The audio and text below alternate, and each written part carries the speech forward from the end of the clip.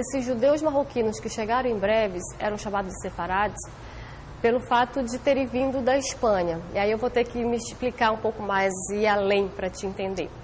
Existiam os judeus palestinos que moravam em Jerusalém, né, por volta do século de 400, 300 depois de Cristo.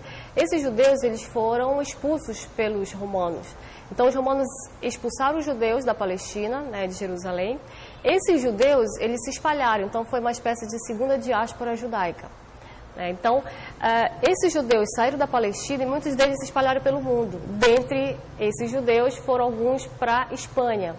Então na Espanha eles permaneceram cerca de 300 anos mais ou menos, né, vários séculos, e então quando eles permaneceram lá, eram chamados de sefarades, ou seja, judeus espanhóis. Saíram da Espanha fugidos da Santa Inquisição, né, porque o rei da Espanha decretou que todo judeu deveria se converter ao catolicismo, eles se recusaram, né, então saíram rapidamente da Espanha e foram para o Marrocos, né, foram expulsos da Espanha, chegaram no Marrocos. Por eles serem espanhóis, judeus espanhóis, os marroquinos deram o nome de sefarades, que quer dizer Espanha em hebraico. Então eles ficaram conhecidos como judeus sefaraditas, ou seja, os judeus espanhóis.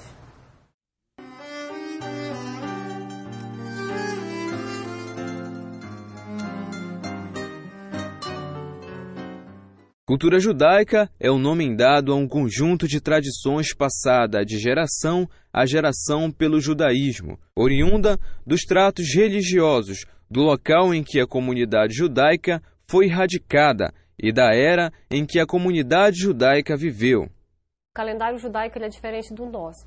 Então, geralmente, esse calendário ele obedece às festas bíblicas de antigamente. Mesmo porque quem são os judeus? Nada mais do que os hebreus, né, da Bíblia.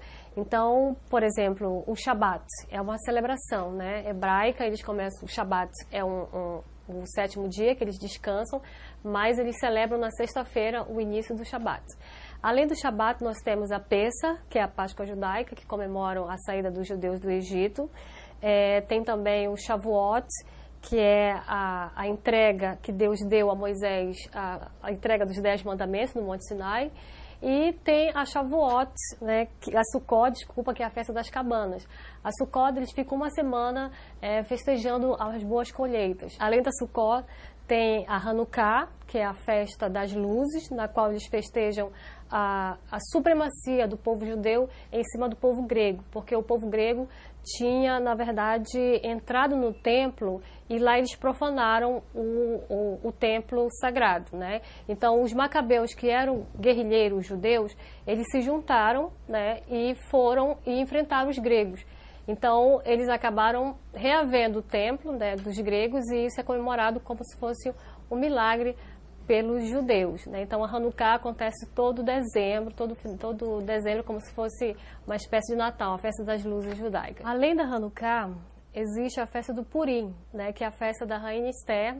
A Rainha Esther, ela salvou os judeus das mãos do Haman, que era o primeiro-ministro persa, e ele estava planejando matar os judeus, né? Então, a Rainha Esther acabou salvando, e os judeus, para comemorar essa salvação, né, eles fazem uma espécie de carnaval, que é todo janeiro, fevereiro, a Megillat Esther. Basicamente são essas as celebrações.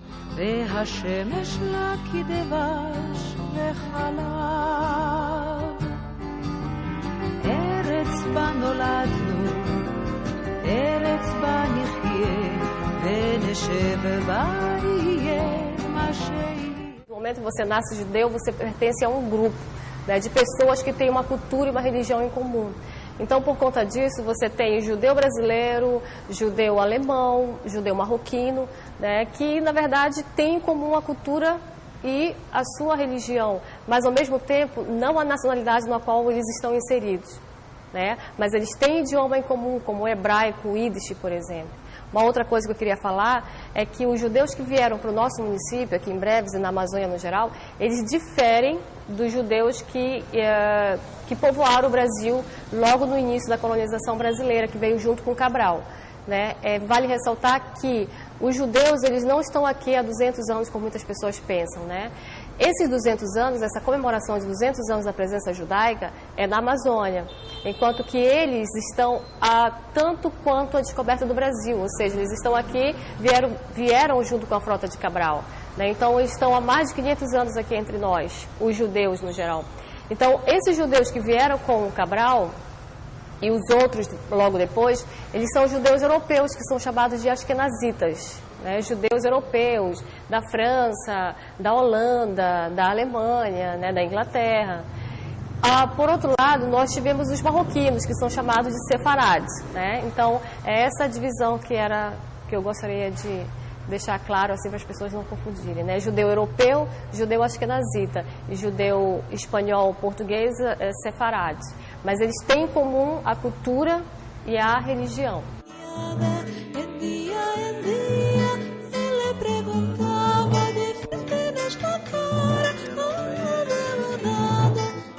Ele se chama Davi José Pérez, né? Ele nasceu em Breves, em 1883, dia 1º de março, e ele saiu com 12 anos daqui. A família dele veio do Marrocos para Breves, ele ficou até os 12 anos, e dos 12 ele foi para Itacoatiara, em Manaus, depois ele foi para o Rio de Janeiro e voltou até para o Marrocos. Então ele voltou do Marrocos para o Brasil e fez uma carreira como, primeiramente, ele se formou em Direito, depois em Pedagogia, ele se formou em Economia, ele foi Letras também, né?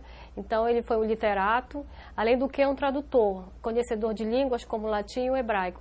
Então ele se tornou um tradutor muito famoso no sul e sudeste do Brasil, além do que ele tinha a profissão de jornalista. Quer dizer, então o seu Davi José Pérez, ele era um intelectual sem igual. E nesses momentos de jornalismo, ele também foi o primeiro a editar um jornal hebraico, em língua hebraica, né, para todo o Brasil, chamado A Coluna. Então ele foi importante porque, além de ser o precursor no jornalismo hebraico, ele também foi o primeiro sionista, um dos primeiros sionistas no Brasil. O que é o sionista? O sionista, né, é aquela pessoa da cultura hebraica, né, dos judeus, que se sobressaem através de uma política que visava, naquele momento, criar-se um Estado de Israel. Então, os sionistas era como se fosse um nacionalismo judaico, né? Então, o Davi José Pérez, ele vai ter uma importância sem igual, porque ele vai entrar em contato, inclusive, com o consulado inglês, para que a Inglaterra ela agilize, né, essa criação do Estado de Israel.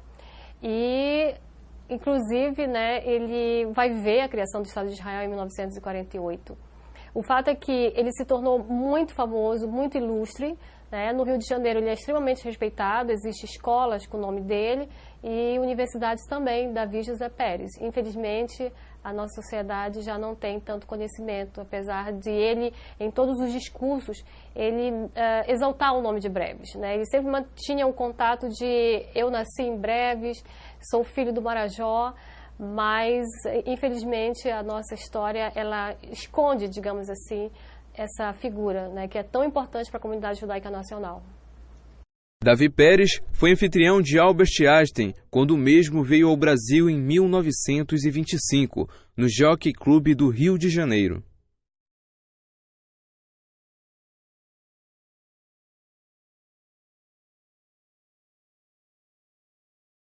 Não sem dificuldades, já que o judaísmo amazônico gerou inúmeros filhos ilustres.